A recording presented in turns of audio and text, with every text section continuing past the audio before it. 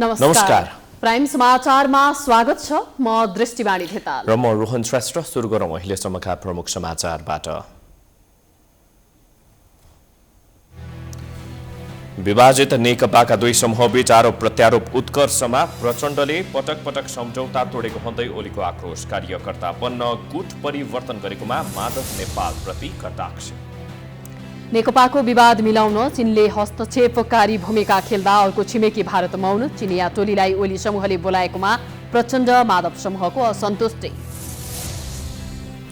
मन्त्री परिषद पुनर्गठन विरुद्धमा परेका निवेदनमाथि आज हुने भनिएको सुनवाई सर्यो। ओली नेतृत्वको सरकार काम चलाउ मात्रै भएको अधिवक्ताहरूको जिज्ञासा। संसद विघटन विरुद्ध आन्दोलन तुहाउँदै प्रमुख प्रतिपक्ष कांग्रेस चुनावको तयारी गर्नुपर्ने संस्थापन पक्षको जोड। असंवैधानिक कदमको पछि लाग्न नहुने पौडेल समूहको अडान। काठमाडौँ उपत्यका लगायत देशका विभिन्न क्षेत्रमा विद्युत आपूर्ति अवरुद्ध हुने क्रम बढ्यो। नेतृत्व असफल भएको सर्वसाधारणको आरोप।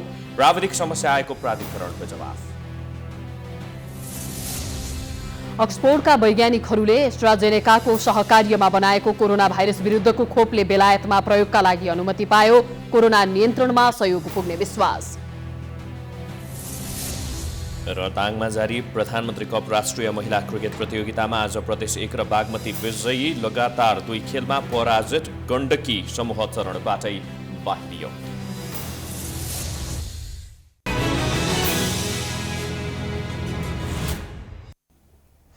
अब समाचार विस्तारमा। नेकपाको मूल नेतृत्व विभाजित भएसँगै प्रदेश सरकारहरू पनि धरापमा परेका छन्।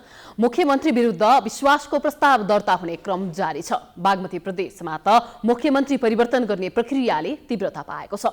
अविश्वासको प्रस्ताव दर्तापछि संसदीय दलको नेता परिवर्तन गरिएको छ। यी घटनाक्रमका बीचमा नेकपाका दुई समूह फरक फरक बाटोमा हिँडिरहेका छन्। प्रचण्ड नेपाल समूहले बागमती प्रदेशको संसदीय दलको नेतामा अष्टलक्ष्मी साक्यलाई चयन गरेको छ। केन्द्रीय कार्यालय पेरिस डाँडामा साक्यको अध्यक्षतामा बसेको प्रदेशसभा संसदीय दलको बैठकले बागमती प्रदेशको संसदीय दलको नेताबाट डोरमणि पौडेललाई हटाएर साक्यलाई चयन गरेको हो। मुख्यमन्त्री पौडेल ओली समूहका हुन्। यसअघि यो समूहले मुख्यमन्त्री पौडेल विरुद्ध अविश्वास प्रस्ताव दर्ता गर्दै मुख्यमन्त्रीको उम्मेद्वारमा साक्यलाई प्रस्ताव गरेको थियो। अब पौडेलले 1 महिनाभित्र विश्वासको मत लिनुपर्नेछ। बागमती प्रदेशमा नेकपाका 81 जना संसद छन्, जसमध्ये 45 जना साक्यको पक्षमा रहेको स्रोतले जानकारी दिएको छ। बागमती प्रदेशमा जम्मा प्रदेश सांसदको संख्या 110 रहेको छ। यसैबीच प्रचण्ड नेपाल समूहका नेता झलनाथ खनालले प्रधानमन्त्री केपी ओलीको तानाशाही प्रवृत्तिलाई जनताको बलबाट ध्वस्त पार्नुपर्ने बताएका छन्। बुधबार बागमती प्रदेशको अखिल नेपाल महिला संघको अगुवा कार्यकर्ता भेलालाई सम्बोधन गर्दै नेता खनालले जनताको शक्तिलाई परिचालन गरेर प्रधानमन्त्री ओलीको प्रतिगमनलाई ध्वस्त पार्नुपर्ने बताए। प्रधानमन्त्रीले संविधानको बलात्कार गरेर संविधानको मर्म र भावना विपरीत संसद विघटन गरेको भन्दै खनालले लोकतन्त्र र संविधानलाई बचाउनु पर्नेमा जोड दिए। आफ्नै हस्ताक्षरलाई उनले चाहिँ नि बलात्कार गरेका छन्, त्यसलाई अस्वीकार गरेका छन्, त्यसमाथि आक्रमण गरेका छन् र संविधानको मर्म र भावनाका विपरीत उनले अहिले फेरि संसदको विघटन गरेका छन्। कमरेडहरू, यो संसदको विघटन भनेको यो संविधानको विघटन हो। वास्तवमा संविधानलाई पहल पार्ने काम हो, संविधानलाई विध्वंस गर्ने काम हो। त्यसैले यसलाई हामीले अस्वीकार गर्नुपर्ने नयाँ बाध्यता आइपर्यो। संसद विघटन र निर्वाचनको विरोध गरिरहेको माधव प्रचण्ड समूहलाई ओली समूहले भने जसरी पनि निर्वाचन गरेरै छोड्ने जवाफ दिएको छ। प्रधानमन्त्री केपी शर्मा ओलीका परराष्ट्र मामिला सल्लाहकार डाक्टर राजन भट्टराईले सरकार निर्वाचनको तयारीमा जुटिसकेको बताउँदै निर्धारित मितिमै निर्वाचन सम्पन्न हुने दावी गरेका छन्। बुधबार रिपोर्टर्स क्लब नेपालले आयोजना गरेको साक्षात्कारमा बोल्दै डाक्टर भट्टराईले बहुमत प्राप्त प्रधानमन्त्रीले संविधान निर्वाचनको घोषणा गरेकाले कसैले रोक्न नसक्ने बताए। हाम्रा थुप्रै मुद्दाहरूमा हामी सहमतिमा हुँदैन थियौँ। संविधान बनाउने बेला नि सबै एकै ठाउँमा कहाँ भएका थियौँ। निर्वाचनको कुरा पनि त्यही हो। त्यसो गर्दाखेरि अहिले निर्वाचनमा जान्न भनिरहेका दलहरू पनि अन्ततोगत्वा निर्वाचनको विकल्प अब छैन। संसद विघटन भइसकेको र निर्वाचनको मिति तोकिसकेको अवस्थामा सबै अब निर्वाचनमै जाने हो।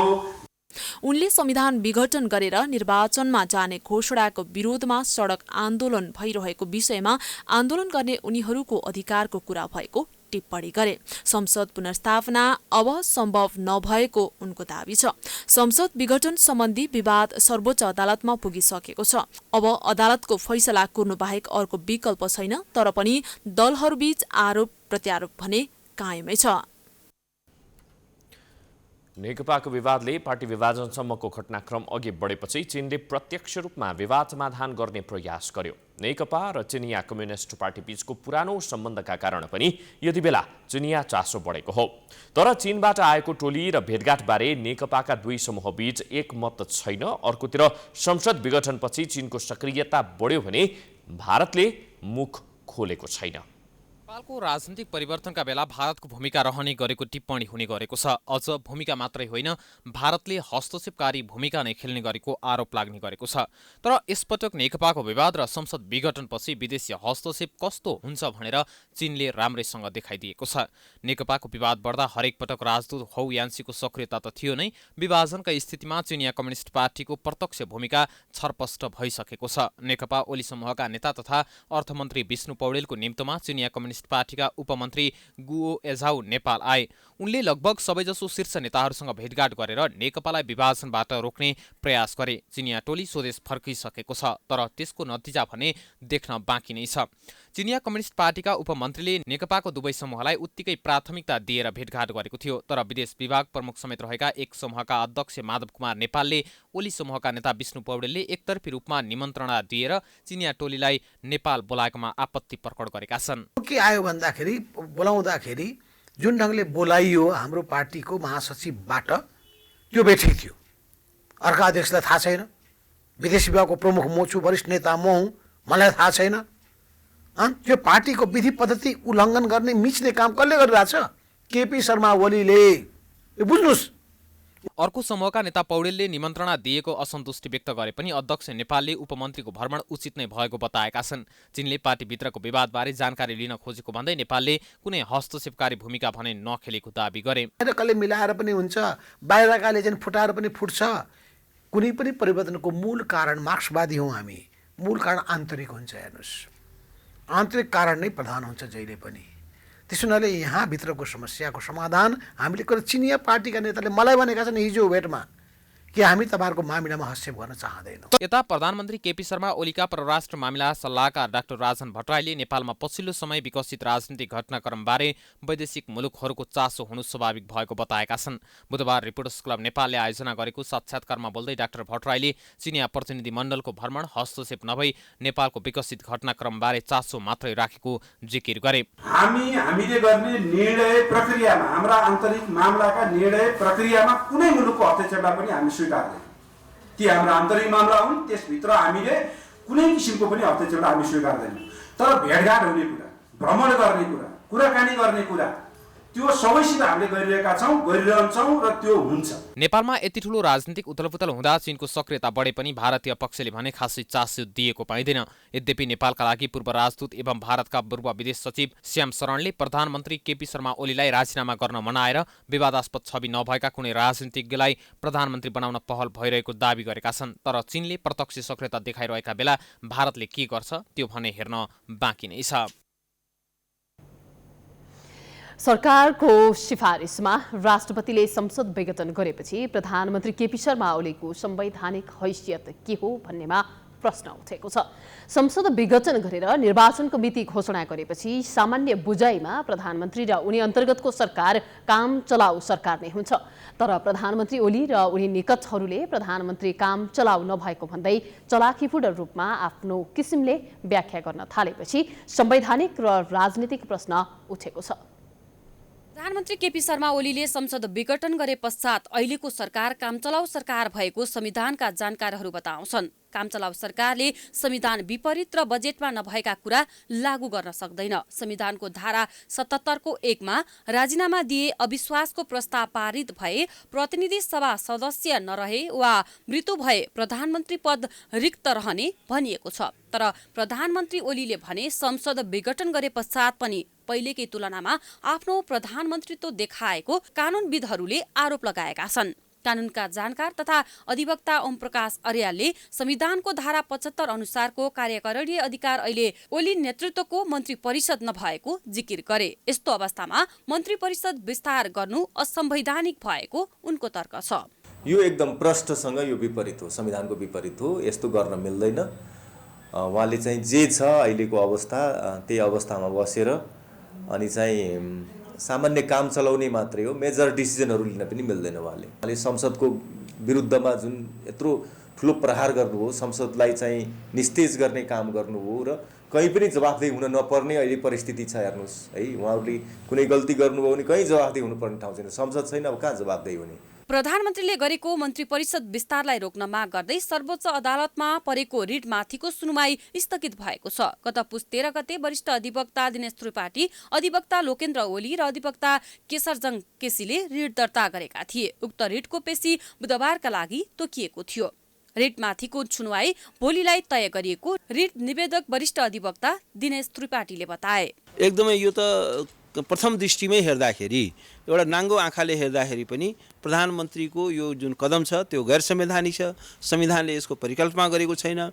उहाँ एउटा कामचलाउ सरकार मात्रै हो। कामचलाउ सरकारको अत्यन्त सीमित अधिकार हुन्छ, सीमित दायित्व हुन्छ।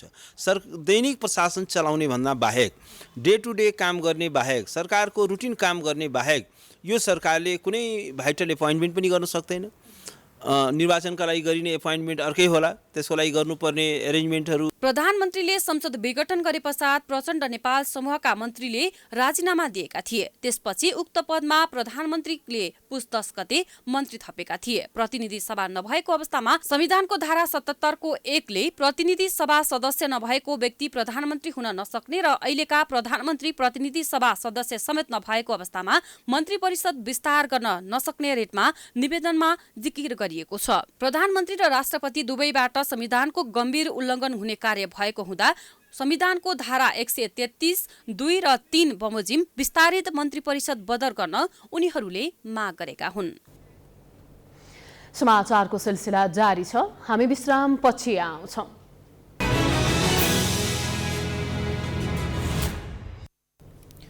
विश्रामपछि पुनः स्वागत छ। अब बाँकी प्रसङ्ग। नेकपाको ओली समूह र प्रचण्ड माधव समूहका शीर्ष नेताहरूबीच आरोप प्रत्यारोप जारी छ। हिजो काठमाडौँमा सरकारको विरोध कार्यक्रम गर्दै पुष्पकमल दाहाल, माधवकुमार नेपाल र झलनाथ खनालले केपी ओलीको चरको आलोचना गरे। आज उनै ओलीले दाहाल, नेपाल र खनालको आलोचना गरेका छन्। मंगलबार नेकपाको प्रचण्ड नेपाल समूहका अध्यक्षद्वय पुष्पकमल दाहाल र माधवकुमार नेपाल तथा वरिष्ठ नेता झलनाथ खनालले प्रधानमन्त्री समेत रहेका ओली समूहका अध्यक्ष केपी ओलीको चरको आलोचना गरेका थिए। तपाईहरुले निर्वाचित गरेर पठाएको र त्यो सार्वभौम अधिकार सदनमा दिएको हो र त्यो सदनलाई 2 जना व्यक्तिले हत्या गर्न मिल्छ? अब ज्ञानेन्द्र राजतन्त्रको होइन, केपी वंश र केपी प्रवृत्तिको अब नाश भई छाड्ने छ। त्यो प्रवृत्तिबाट हामीले मुक्ति पाउनु पर्ने भएको छ। कहिले पानी जहाजका कुरा गर्नुभयो, कहिले घर घरमा चुलो ल्याउने कुरा गर्नुभयो। कोही घर घरमा चुलो केपी ओलीले कहाँ लिए? उनको आफ्नै घरमा लगे होलान्। आफू विरुद्ध अघिल्लो दिन चरको आलोचना सुनेका प्रधानमन्त्री केपी शर्मा ओलीले भोलिपल्ट नै जवाफी आलोचना गरेका छन्। बुधबार आयोजना गरेको सुदूरपश्चिम स्तरीय भेलालाई सम्बोधन गर्दै ओलीले दाहालको ध्यान जहिल्यै कसरी कब्जा गर्ने भन्ने रहेको आरोप लगाए। दाहालसँगको सम्झौताले आफ्नो एउटा ब्रिफकेस नै भरिएको ओलीले बताएका छन्। ओलीले दाहालसँग थुप्रै सम्झौता गरिसकेकोले कति सम्झौता गर्ने भन्दै प्रश्न गरेका हुन्। पार्टीको केन्द्रीय समितिले गरेको निर्णय अनुसार महाधिवेशन गर्ने भनिए पनि दाहालकै कारणले सारिएको बताएका छन्। ओलीले दाहाललाई धुदा धेरै साबुनका डल्ला र ड्रमका ड्रम पानी सकिएको टिप्पणी पनि गरेका छन्। जति बेला मैले विघटनको सिफारिस गरेँ त्यति बेला संसदको 64% बहुमतको सर्वसम्मत नेता हुँ म। त्यस हैसियतले मैले सिफारिस गरेको छु विघटन। अब बाँकी 36%मा विकल्प बन्छ। विकल्प भनेको बहुमत चाहिन्छ। विकल्प भनेको 51% चाहिन्छ। त्यहाँ 51% बिना सरकार बन्दैन। सरकार बन्ने विकल्प छैन भने संसद पुनर्स्थापना केका लागि हुन्छ? अस्थिरताका लागि, तमासाका लागि हुन्छ? संसद पुनर्स्थापनाको सम्भावना छैन। ओलीले अर्का अध्यक्ष माधव कुमार नेपाललाई त दाहालको सामान्य कार्यकर्ता बनेको टिप्पणी गरेका छन्। दाहालको कार्यकर्ता बन्नका लागि मात्रै नेपालले गुट परिवर्तन गरेको ओलीको कटाक्ष छ। तपाईहरुले पनि केही सिट चाहिँ ल्याउनुस् भन्ने मेरो शुभकामना छ। केही सिट ल्याउनुस्, तर त्यसका लागि अहिलेदेखि तयारी गर्नुस्। यो सडकमा गएर बेकार अलकत्रामा बसेर कपडा बिगारेर काम छ? घाम लागेको बेला अलकत्रामा बस्नुपर्छ, कपडा बिगार्न। नजिकै आएर भिड्न डराउनुहुन्छ। पर सिंगौरी खेल्न सजिलो छ, उहाँहरू सिंगौरी खेलेर हिँड्नुहुन्छ।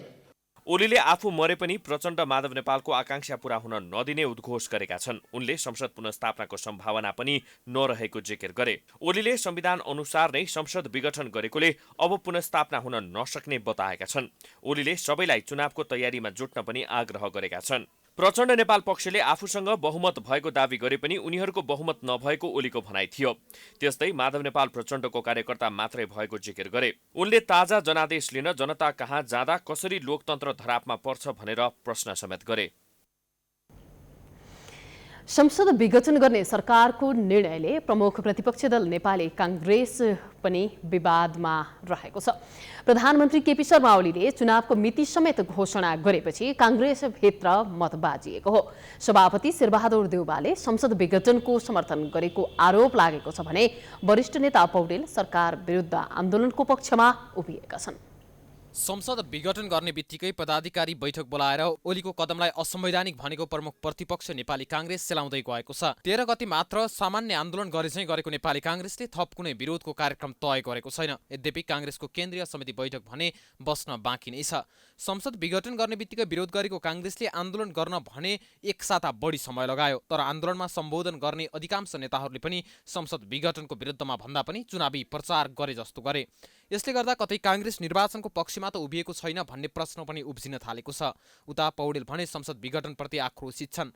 प्राइम टाइम्स टेलिभिजनसँग कुरा गर्दै पौडेलले प्रधानमन्त्री ओलीले संविधान विपरीत संसद विघटन गरेर अहिलेको व्यवस्थामाथि नै प्रहार गरेको आरोप लगाएका छन्। सरकारको कदमलाई कांग्रेसले असंवैधानिक भनिसकेपछि त्यो कदम सच्याउन माग गर्दै आन्दोलनको अर्को विकल्प नभएको उनको भनाइ छ। यसका विभिन्न रूपहरू हुन सक्छन्।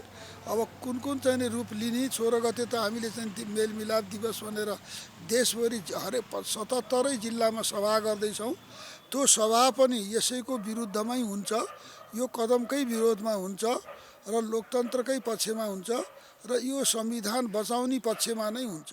रामचन्द्र पौडेलले आन्दोलनको विकल्प नभएको र यो असंवैधानिक कदम भएको भन्दै अडिग रहे पनि देउवा पक्ष भने घुमाउरो पारामा निर्वाचनमा जाने पक्षमा वकालत गरिरहेको छ। सह महामन्त्री समेत रहेका देउवा निकट प्रकाश शरण महतले सर्वोच्च अदालतको निर्णय मान्ने बताउँदै घुमाउरो पारामा निर्वाचनमा जाने संकेत गरेका हुन्। एक दिनको मात्र आन्दोलन हो कि अरू दिन पनि आन्दोलन वा विरोध गर्ने तयारी छ भनेर सोधिएको प्रश्नमा उनले त्यस्तो कुनै तयारी नभएको र निर्वाचन समयमा गराउन दबाब दिन आन्दोलन र विरोध गर्ने जवाब दिएका छन्। कि काम चाहिँ सर्वोच्च अदालतको विचारमा छ।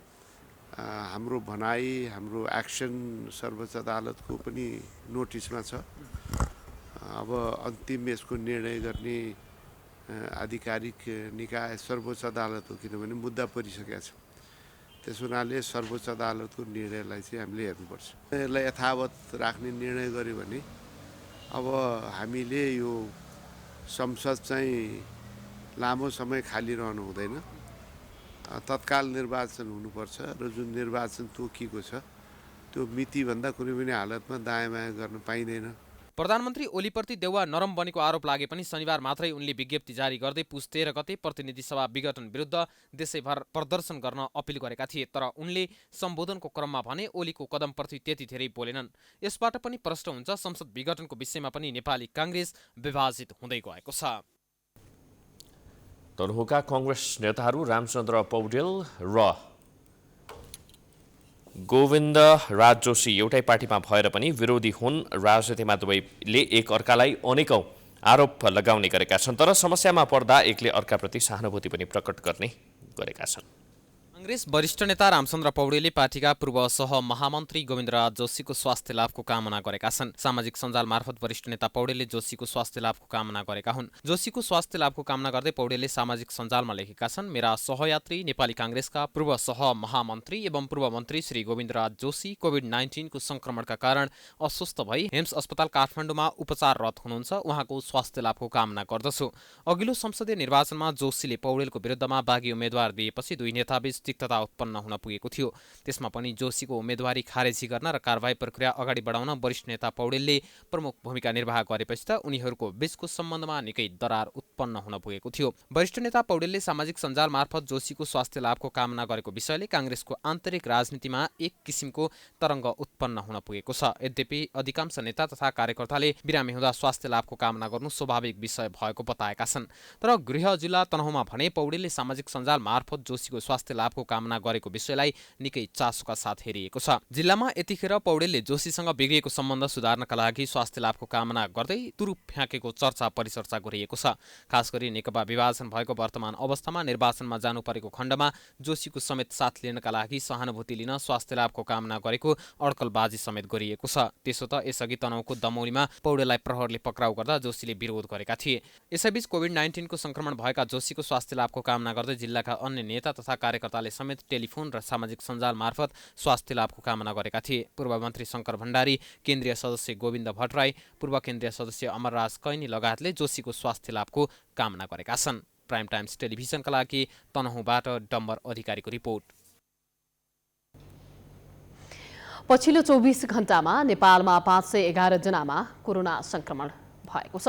यो अवधिमा 5110 जनाको PCR परीक्षण गरिएको थियो। सरकारले नै नेपाल कोरोना संक्रमणको उच्च जोखिमको अवस्थामा रहेको जनाए पनि परीक्षण भने घटाएको छ। केही दिन यता कोरोना संक्रमण हुनेको संख्याका साथै दैनिक मृत्यु हुनेको संख्या पनि घट्दै गएको छ। पछिल्लो 24 घण्टामा नेपालमा 511 जनामा कोरोना संक्रमित थपिएका छन्। 5110 जनाको PCR परीक्षण गर्दा काठमाडौँ उपत्यकामा बुधबार मात्रै 312 जना संक्रमित थपिएका छन्। यो सँगै कुल संक्रमितको संख्या 2,60,059 पुगेको स्वास्थ्य तथा जनसङ्ख्या मन्त्रालयले जनाएको छ। त्यस्तै पछिल्लो 24 घण्टामा 600 जना कोरोना संक्रमित निको भएर घर फर्किएका छन्। अहिलेसम्म निको भएर घर फर्कनेको संख्या 2,51,912 जना रहेका छन्। निको हुनेको दर नेपालमा 96.9% रहेको स्वास्थ्य तथा जनसङ्ख्या मन्त्रालयले जनाएको छ। त्यसैगरी पछिल्लो 24 घण्टामा 7 जना कोरोना संक्रमितको मृत्यु भएको छ। हालसम्म कोरोना संक्रमित मृतकको संख्या 1,847 पुगेको छ। गत 24 घण्टामा 511 संक्रमण पुष्टि भएको छ। आज काठमाडौँ उपत्यकाभित्र भक्तपुरमा 38, ललितपुरमा 49 र काठमाडौँमा 225 गरी जम्मा 312 संक्रमण पुष्टि भएको छ। कोभिड-19 संक्रमण मुक्त भई 600 जना डिस्चार्ज हुनुभएको छ। यससँगै आजसम्म संक्रमण मुक्त भई डिस्चार्ज हुनेको संख्या 2,51,912 पुगेको छ। स्वास्थ्य मन्त्रालयले नेपाल अझै कोरोना संक्रमणको उच्च जोखिमको अवस्थामा रहेको जनाएको छ। विश्वमा कोरोनाको खोपको विकास भइरहेको शुभ संकेत देखिएको र खोप प्राप्तिका लागि सरकार योजनाबद्ध तरिकाले लागेको पनि प्रवक्ता गौतमले जानकारी दिएका छन्। मन्त्रालयले कोरोना परीक्षण गर्ने व्यक्तिको बसोबास गरिरहेको ठेगाना अनिवार्य रूपमा उल्लेख गर्न अनुरोध गरेको छ। नमुना सङ्कलन गर्ने क्रममा विभिन्न निकायले आफ्नो तरिकाले व्यक्तिको ठेगाना उल्लेख गर्नाले संक्रमितलाई पहिचान गर्न कठिन भएको मन्त्रालयको गुनासो छ। त्यो नगरिए नियमअनुसार कारबाही हुने मन्त्रालयले चेतावनी दिएको छ। हालको बसोबासको ठेगानालाई आधार मानेर ठेगाना उल्लेख गरिदिन अनुरोध भए पनि सो अनुसार सबैतिरबाट एकरूपता नभइरहेकोले अब उपरान्त सबै प्रयोगशालाहरू, अस्पतालहरू र सम्बन्धित सबै निकायहरूले नमुना सङ्कलनकै समयमा सम्बन्धित व्यक्तिको हालको बसोबासको ठेगाना नै उल्लेख गरिदिनु हुन र यसमा अन्यथा भई कुनै समस्या वा उजुरीहरू पर्न आएमा अनुसार कारबाही समेत हुने बेहोरा सम्बन्धित सबैमा नेपाल सरकार सचिव स्तरको मिति 2077 पुस 15 गतेको निर्णयअनुसार अनुरोध गरिन्छ। अहिले देशभर सक्रिय संक्रमितको संख्या 6,300 रहेको छ। उनीहरूमध्ये 2,823 जना होम आइसोलेसनमा रहेका छन् भने बाँकी संस्थागत आइसोलेसनमा उपचार भइरहेको छ। उपचारमा रहेका मध्ये 217 जना आइसियु र 37 जनाको भेन्टिलेटरमा उपचार भइरहेको छ। देशभरका क्वारेन्टिनमा 362 जना रहेका छन्। हाल काठमाडौँमा मात्रै 500 भन्दा बढी सक्रिय संक्रमित रहेका छन्। महोत्तरी, सर्लाही, मुगु र रुकुमपश्चिममा कोरोना संक्रमित छैनन्। पछिल्लो समय काठमाडौँ उपत्यका लगायत देशका विभिन्न क्षेत्रमा विद्युत आपूर्ति अवरुद्ध हुने गरेको छ। नेपाल विद्युत प्राधिकरणले प्राविधिक कारण तथा मर्मत सम्भार गर्दाको समयमा मात्रै लोडसेडिङ हुने गरेको दावी गरेको छ। तर सर्वसाधारणले भने कुल मान घ्योसिङ बाहिरिएपछि अहिले प्राधिकरण व्यवस्थित हुन नसकेको आरोप लगाइरहेका छन्। लोडसेडिङको मार खेपेका नागरिकले नेपाल विद्युत प्राधिकरणको नेतृत्वमा कुलमान घिसिङ आएको केही समयमै अन्धकारबाट उज्यालोमा बस्ने मौका पाएका थिए। देशलाई लोडसेडिङ मुक्त बनाएका घिसिङको कार्यकाल सकिँदै गर्दा नागरिकले उनको पुनः नियुक्तिको माग गरे। तर सरकारले कानूनी अवरोध देखाएर घिसिङलाई विदा गर्यो। त्यसबेला नै सर्वसाधारणले अब फेरि मुलुकमा लोडसेडिङ हुने हो कि भन्ने चिन्ता गरेका थिए। अहिले त्यही चिन्ता व्यवहारमा देखिन थालेको छ।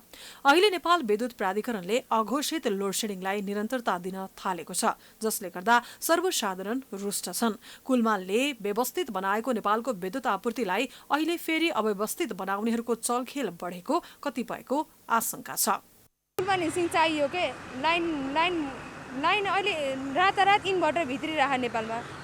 त्यो इन्भर्टर भित्रिरहेको किन त तिनीहरूले कमिसन पाउँछन् नि त इन्भर्टर भित्राएपछि त। अनि त्यही भएर लाइन गइरहेको इन्भर्टर किन्ने शक्ति फेरि सबैको हुन्न नि त। हामी नेपालीको सबैको इन्कम स्ट्याटस पनि त राम्रो छैन नि त। त्यही भएर हामीलाई लाइन चाहियो के। लाइन काट्दिन भएन। हामी विद्यार्थीहरू इन्टरनेटबाट हामीले अहिले पढिरहेछौँ, घर अनलाइन क्लास हुन्छ। लाइन गएपछि हामीले कसरी इन्टरनेटबाट पढ्न मिल्छ त नि। त्यही भएर हामीलाई लाइन चाहियो। पुर्याइराखेको बेलामा सम्पूर्ण जनताहरूले चाहिँ कुलमानजीलाई ठुलो महत्त्व दिएको थियो। त्यत्रो महत्त्व दियो। जब कुलमानजी के कारणले जानुभयो, कसको कारणले जानुभयो, उहाँ गइसकेपछिको अवस्था भनेको देशमा फेरि त्यो एउटा प्रायोजित भनौँ न, सुनियोजित ढङ्गले चाहिँ उहाँलाई हटायो भनौँ। उहाँ गइसकेपछि नेपाली जनताहरूले फेरि त्यो लोड सेडिङको समस्या चाहिँ भोगिराख्नु परेको छ। दिनदिनै म फेसबुकमा पनि म यसको बारेमा चाहिँ कम्प्लेन लेखेको छु होइन, स्ट्याटस लेखेको छु। एउटा फेरि पनि हाम्रोमा लोड सेडिङ गर्नको लागि सुनियोजित हो। यो पूर्वाधार तयार गरे हो। उता प्राधिकरणले भने ट्रान्सफर्मर जस्ता उपकरणहरूमा समस्या आएकाले विद्युत आपूर्तिमा अवरोध हुने गरेको जानकारी दिएको छ। प्राधिकरणका प्रवक्ता मदन तिमल सिन्हाका अनुसार गत वर्षको तुलनामा विद्युतको माग पनि बढेको छ, जसले गर्दा समस्या आएको हो। तर सर्वसाधारणले सोचे जस्तो प्राधिकरणमा कुलमा नभएकाले समस्या आएको भन्ने बुझाइ गलत भएको तिमल सिन्हाको दावी छ। मर्मत सुधार गर्नको लागि त्यसलाई हामी जुन प्रिभेन्टिभ मेन्टेनेन्स भन्छौँ, कुनै समस्या आउनु अगावै त्यसलाई चाहिँ निराकरण गर्नको लागि त्यसको लागि पनि केही समय बत्ती अवरोध गरेर लाइन काटेर त्यसमा मर्मत सुधार गर्नुपर्ने हुन्छ। उदाहरणको लागि तपाईँलाई बिजुलीको पोल सार्नु पऱ्यो होइन, पोल सिफ्ट गर्ने कामहरू हुन्छ। सडक विस्तार गर्ने क्रममा पनि त्यो पोल सिफ्ट गर्नुपर्ने हुनसक्छ। अरू चाहिँ यो ट्रान्सफर्मरहरू बदली गर्नुपर्ने हुनसक्छ। त्यसै गरी विभिन्न वितरण प्रणालीका विभिन्न संरचनाहरूमा केही चाहिँ अदली बदली गर्नुपर्ने हुन्छ। पुरानोलाई नयाँले प्रतिस्थापन गर्नुपर्ने हुन्छ। त्यस्तो क्रममा केही समय बत्ती काटेर त्यो हामी काम गर्छौँ, त्यसले पनि बत्ती जान्छ। अर्को चाहिँ अनसेड्युल भनेको चाहिँ विदाउट नोटिस के, हामीलाई पनि थाहा हुन्न। त्यो चाहिँ विभिन्न प्राविधिक कारणले हाम्रो वितरण प्रणाली प्रसारण प्रणाली धेरै पुरानो छ। त्यसमा विभिन्न यो मौसम बदलीले पनि अब धेरै चिसो छ, दिउँसो घाम लाग्छ, यावत कारणहरूले पनि त्यसमा समस्या आउने गर्छ। कारण जे भए पनि पछिल्ला दिनमा निरन्तर विद्युत आपूर्तिमा समस्या भइरहेको छ। तर प्राधिकरणले विभिन्न प्राविधिक समस्या देखाएर पन्छिन खोजेको छ। सर्वसाधारणमा नेपाल विद्युत प्राधिकरणले फेरि लोडसेडिङ सुरु गरेको त होइन भन्ने शंका उब्जिएको छ। यो प्रश्नको यथासघि छिटो चित्त बुझ्दो जवाफ आउनुपर्छ। विद्युत व्यवस्थापनको तालमेल मिलाउन नसकेर वा नजानेर अँध्यारो युगको पुनरावृत्ति नहोस्, आम जनताको अपेक्षा यही नै हो। सामान्यतया मङ्सिर वा पुसको पहिलो सातामा पर्ने धान्य पूर्णिमा यो वर्ष अधिक मासका कारण पुस 15मा परेको छ। नेवार समुदायले धान्य लक्ष्मीको प्रतिमा स्वरूप योमरी, किरातहरूले उदौली पर्व, गुरुङ जातिले लोछार पर्व, पहाडी भेगका ब्राह्मण क्षेत्रीहरूले धान्य पूर्णिमाका रूपमा कुल पूजा गरेका छन्। आजै नेवार समुदायले योमरी पुन्हे पनि मनाएका छन्।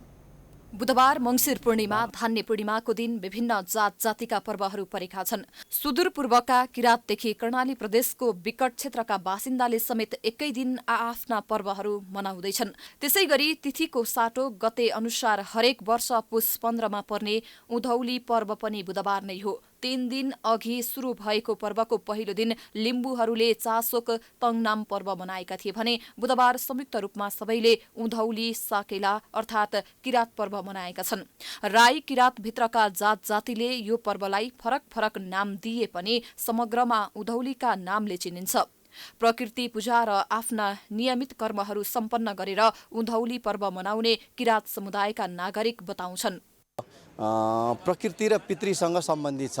हामी यो प्रकृतिको एउटा चाहिँ साइकललाई हामी अन्न बालीहरू लाउँदाखेरि एउटा ऋतु परिवर्तन हुन्छ नि, हिउँद लागेपछि जाडो हुन्छ, अन्न बाली उठाउँछौँ हैन, बर्खा लागेपछि गर्मी सुरु हुन्छ, बाली नाली लाउँछौँ। बाली नाली हामी लाउने सिजन भनेको वैशाखी पूर्णिमा।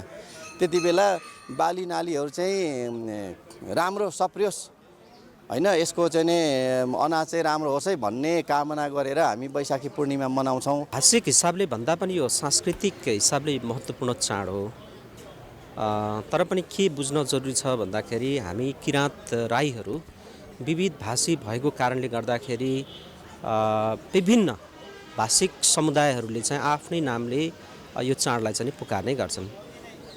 बुधबार नै योमरी पुन्ही पर्व पनि मनाइएको छ। नेवारी समुदायको योमरी पुन्हीलाई धान्य लक्ष्मीको आराधनाको पर्वको रूपमा मान्छन्। योमरी पुन्हीको दिनदेखि दिन लामो र रात छोटो हुन सुरु हुन्छ भन्ने संकेतका लागि चुच्चो बनाउने गरेको बताउँछन्। नेवार समुदायले पूर्णिमाको दिनमा कुठी भकारी जस्तै धान राख्ने ठाउँभित्र योमरी राखेर पूजा गर्ने गर्छन्। पछिल्लो समय कुठी प्राप्त गर्न कठिन भएका कारण धानको थुप्रो लगाएर योमरी पूजा गर्ने चलन छ। धान्य लक्ष्मीको प्रतिमा स्वरूप योमरीको पूजा गर्ने गर्छन्। नेवारीहरूको पूर्णे मानेर खान्छ नि, चाडबाडमा दसैँ जस्तै मानेर खानुपर्छ नि। यो पूर्णेमा योमरी पूर्णेको दिनमा हामी यसरी सधैँ वर्षको एकचोटि बेच्दै गर्छौँ। पुस 15 गते गुरुङहरूले लोसार अर्थात् नयाँ वर्ष पनि मनाए। तिब्बती भाषामा सार भनेको नयाँ र लो भनेको वर्ष भन्ने हुन्छ। तिब्बतमा नामलाई पहिले र विशेषणलाई पछि लेख्ने चलन रहेकोले यो पर्वलाई लोसार भन्ने गरिन्छ। गत वर्ष नेपालमा लोसार पर्व धुमधामका साथ मनाइएको थियो, तर यस वर्ष भने कोरोनाको कारण लोसार पर्व सामान्य तरिकाले मनाइएको छ। समाचारको सिलसिला जारी छ। हामी विश्राम पछि आउँछौं।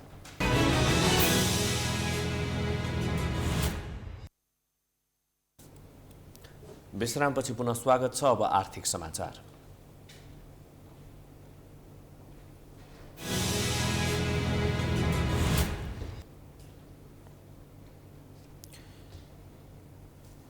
कोरोना महामारीका कारण ठप्प भएको नेपालको पर्यटन क्षेत्र क्रमशः चलायमान बन्दै गएको छ। नेपालको प्रमुख गन्तव्यको रूपमा रहेको कास्कीको पोखरामा पछिल्लो समय आन्तरिक पर्यटकहरूको चहल पहल बढ्दै गएको छ। फेवाताल र अवलोकन गर्ने अनि त्यस्तै गरेर तालमा बोटिङ गर्नेको संख्यामा पनि दिन प्रतिदिन बढ्दै गएको पर्यटन व्यवसायीहरू पनि यसै कारणले गर्दाखेरि खुसी देखिन्छन्।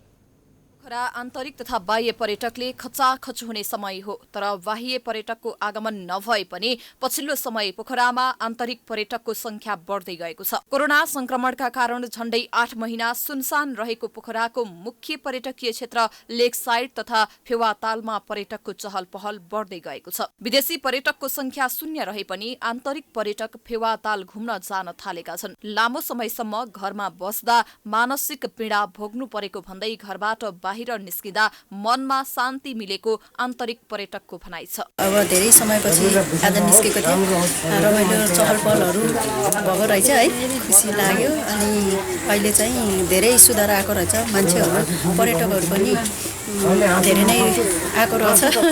अनि त्यसपछि खुसी लाग्यो, आफूलाई पनि यसो फ्रेस भएको महसुस भयो। कति समय पछि होइन लकडाउनले गर्दा कोरोनाको कारणले गर्दा बाहिर निक्लेर यसो घुम्न पाएको थिएन। हामी 4जना साथी घरमा यसरी यो लेक साइडमा घुम्न आएको एकदम रमाइलो लागेछ। यहाँ चहल पनि निकै देखियो, सबैजना आफ्नो आफ्नो उसमा सुरक्षित सहित आउनुभएको छ। हामी पनि मास्क आस्थ्यौँ, अहिले उता राखेको छ। अनि अरू त के भन्नु, राम्रै लागेछ।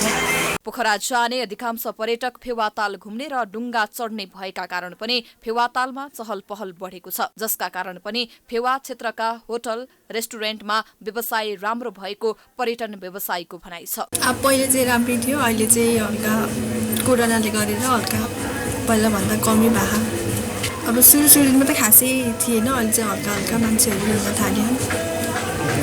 त्यही हो, रेस्टुरेन्टमा चाहिँ असर परेछ। पर्यटकहरू स्वास्थ्य मापदण्ड अपनाएर सचेत हुँदै घुम्न बाहिर निस्किन थालेका छन्। पूजापाठसँगै मनोरञ्जनका लागि मठ मन्दिर र डुङ्गा सैर खुलेपछि आन्तरिक पर्यटकको चहल पहल बढेको हो। कास्कीबाट अनिता घिमिरेको रिपोर्ट। अब फोहोरमा मोहर हुने प्रसङ्गको बीचमा हामी यति बेला राष्ट्रिय फोहोर प्रसङ्गको क्रममा रहेका छौँ। दर्शकवृन्द, कोरोना महामारीका कारण ठप्प भएको नेपालको पर्यटन क्षेत्र क्रमशः चलायमान बन्दै गएको छ र रूपन्देहीको सैना मैनामा फोहोर प्रशोधन केन्द्र स्थापना हुने भएको छ। यसले पर्यटन प्रवर्धनमा ठूलो टेवा पुग्ने समेत बताइएको छ। लुम्बिनी प्रदेशका विभिन्न ठाउँबाट निस्केको फोहोरलाई व्यवस्थापन समस्या हुँदै आएको समेत बताइएको छ। फोहोर व्यवस्थापनमा समस्या बढ्दै गएपछि प्रशोधन केन्द्र स्थापना गरी आमदानी गर्ने लक्ष्य समेत प्रदेश सरकारले लिएको छ। सरकारको 10 करोड लागतमा रूपन्देहीमा फोहोर प्रशोधन केन्द्र बन्ने भएको हो। फोहोरको उचित व्यवस्थापन हुन नसकेको भन्दै आलोचना खेप्दै आएका रूपन्देहीका बुटवल, सैना मैना र सिद्धार्थ नगरपालिकाको पहलमा फोहोर प्रशोधन केन्द्र स्थापना गर्न लागि हो। फोहोर व्यवस्थापन गर्ने गरी सैना मैना नगरपालिका 10 स्थित खोर मोरु जंगलको बीचमा प्रशोधन केन्द्र निर्माणको प्रक्रिया सुरु भएको छ। पूर्व पश्चिम राजमार्गबाट करिब 5 किलोमिटर भित्र बस्तीबाट टाढा जंगलको एकान्त र नदी उकास जग्गामा प्रशोधन केन्द्र गरिने भएको हो। प्रशोधन केन्द्रमा दीर्घकालीन रूपमा रूपन्देहीका सबै स्थानीय तहसँगै कपिलवस्तुको बाणगंगा नगरपालिकाको समेत फोहोर ल्याएर प्रशोधन गरी फोहोरलाई मोहर बनाउने लक्ष्य लिएको छ। हामी डेभलपर छनौट गरेपछि यो प्रशोधन केन्द्र निर्माणको काम सुरुवात गर्नेछौँ। सङ्घीय शहरी विकास मन्त्रालयबाट पनि यसमा अहिले यो सम्पर्क सडक निर्माणको लागि बजेट विनियोजन भएको छ। गत आर्थिक वर्षको बजेटको म्याद थप भएर त्यसको कम्पाउन्ड वाल निर्माणको काम पनि अहिले हामी अगाडि बढाउँदैछौँ। रूपन्देही सहित प्रदेशका धेरैजसो जिल्लामा फोहोर व्यवस्थापनमा चुनौती बढ्दै गएको छ। बुटवलको फोहोर तिनाउ नदी किनारमा अस्थायी रूपमा व्यवस्थापन गर्न थालेको करिब 2 दशक भयो, तर अहिलेसम्म दिगो व्यवस्थापन हुन सकेको थिएन। बुटवल सिद्धार्थ नगरपालिकामा फोहोर व्यवस्थापनमा ध्यान नदिएको भन्दै पटक पटक विरोध समेत हुँदै आएको थियो। फोहोर मैला प्रशोधन केन्द्रको निर्माणको लागि अहिले प्रारम्भिक वातावरणीय प्रभाव मूल्याङ्कनको काम भइरहेको छ। आइइई को रिपोर्ट आएपछि संघीय सरकारको सहयोगमा काम सुरु हुने भएको छ। अहिले खोला रोक्नका लागि तार जालीको काम भएको छ। वातावरणीय प्रभाव मूल्याङ्कनको अन्तिम चरणमा छ। त्यो भइसकेपछि हामीले कार्य प्रकृति जग्गा प्राप्ति ऐनअनुसार जग्गा प्राप्तितर्फ लाग्छौँ र काम पनि यो वर्ष हामीले अगाडि बढाउँछौँ। गत वर्ष खोलोलाई तटबन्ध गर्ने र त्यसलाई नदी नियन्त्रण गर्ने काममा हामी अगाडि बढ्यौँ र त्यसरी अगाडि बढाएका छौँ। र यो रूपन्देही जिल्लाको मात्रै होइन, लुम्बिनी प्रदेशकै एकदमै उपयुक्त स्थानमा फोहोर प्रशोधन केन्द्र हुन्छ। यसलाई फोहोरलाई मोहरमा उत्पादन गर्ने हाम्रो लक्ष्य हो। प्राङ्गारिक मल कारखाना बनाउने उद्देश्य सहित फोहोर मैला प्रशोधन केन्द्र निर्माण हुन लागेको हो। फोहोर व्यवस्थापन तथा प्रशोधन केन्द्र 2 वर्षभित्र तयार भइसक्ने सैना मैना नगरपालिकाको दावी छ। हाल सैना मैनामा प्रतिदिन 10 टन, बुटवलमा 50 टन फोहोर उत्पादन हुँदै आएको छ। रूपन्देहीबाट प्रदीप आचार्यको रिपोर्ट। अब अन्तर्राष्ट्रिय समाचार।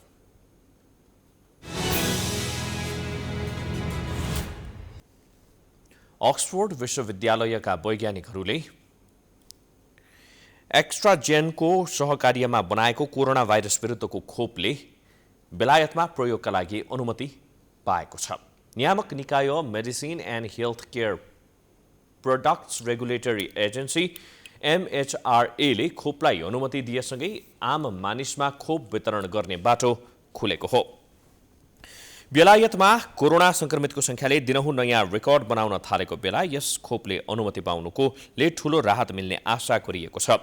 सरकारले आउँदो जनवरी 4 तारिकबाट 2 हप्ताभित्र अक्सफोर्ड र एक्स्ट्राजेनका तथा फाइजर बायोएनटेकका 20 लाख खोपको पहिलो डोज वितरण गर्ने घोषणा गरिसकेको छ।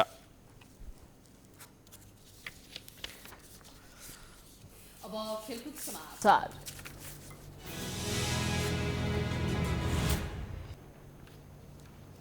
लमहीमा जारी प्रधानमन्त्री कप राष्ट्रिय महिला क्रिकेट प्रतियोगिता अन्तर्गत आज भएका खेलमा प्रदेश 1 र बागमती प्रदेश विजयी भएका छन्। दाङको लमही स्थित देवखुरी क्रिकेट मैदानमा सम्पन्न खेलमा प्रदेश नम्बर 1 ले सुदूरपश्चिम प्रदेशलाई 5 विकेटले पराजित गरेको हो। खराब मौसमका कारण खेल 16 ओभरमा छुट्याइएको थियो। पहिले ब्याटिङ गरेको सुदूरपश्चिमले निर्धारित 16 ओभरमा 8 विकेट गुमाउँदै 53 रन बनाएको थियो। सुदूरपश्चिमका लागि कविता जोशीले नट आउट 14 रन बनाउनु बाहेक कसैले पनि दोहोरो अङ्क बनाउन सकेनन्। सुदूरपश्चिमले 11 रन अतिरिक्त पाएको थियो। जवाफी ब्याटिङ थालेको प्रदेश 1 ले 15.1 ओभरमा लक्ष्य पूरा गर्यो। प्रदेश 1 की कप्तान रुबिना छेत्रीले सर्वाधिक 12 रन बनाइन्। प्रदेश 1 ले अतिरिक्त 15 रन प्राप्त गरेको थियो। लगातार 2 खेलमा जित निकाल्दै 4 अङ्क जोडेको प्रदेश 1 खेल अगावै सेमिफाइनलमा पुगेको छ। त्यसैगरी आज भएको दोस्रो खेलमा बागमती प्रदेश विजयी भएको छ। पहिलो जित हासिल गर्ने क्रममा बागमतीले गण्डकीलाई 65 रनले पराजित गरेको हो। बागमतीले दिएको 154 रनको विशाल लक्ष्य पछ्याएको गण्डकीले निर्धारित 20 ओभरमा पुरै खेल्दै 5 विकेटको क्षतिमा 88 रन जोड्यो। टस जितेर पहिले ब्याटिङ गरेको बागमतीले निर्धारित 20 ओभरमा पुरै खेल्दै मात्र 4 विकेट गुमाएर 153 रन जोडेको थियो। जितसँगै समूह बी मा रहेको बागमतीले 2 खेलबाट 2 अङ्क जोडेको छ। लगातार 2 खेलमा पराजित भएको गण्डकी समूह चरणबाटै बाहिरिएको छ।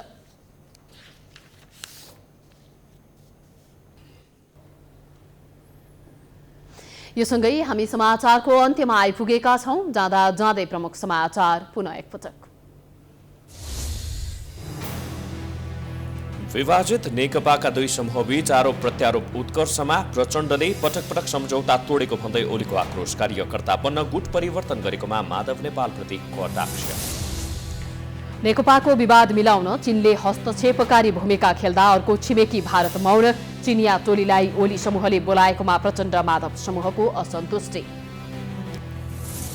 मन्त्री परिषद पुनर्गठन विरुद्धमा परेका निवेदनमाथि आज हुने भनिएको सुनवाई सर्यो।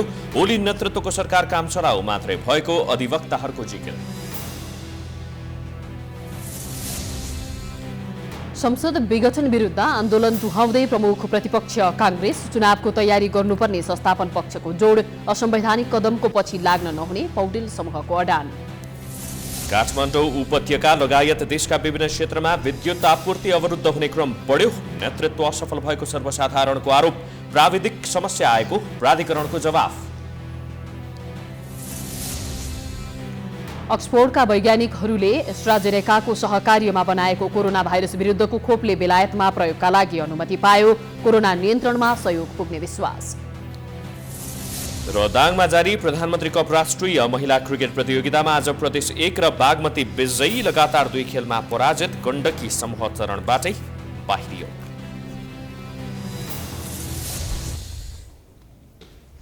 समाचार अहिलेलाई सकियो। यसपछिको प्रस्तुति जनता जान्न चाहन्छन् ऋषि धमलाको साथमा। हेर्दै रहनुहोला प्राइम टाइम्स टेलिभिजन। नमस्कार।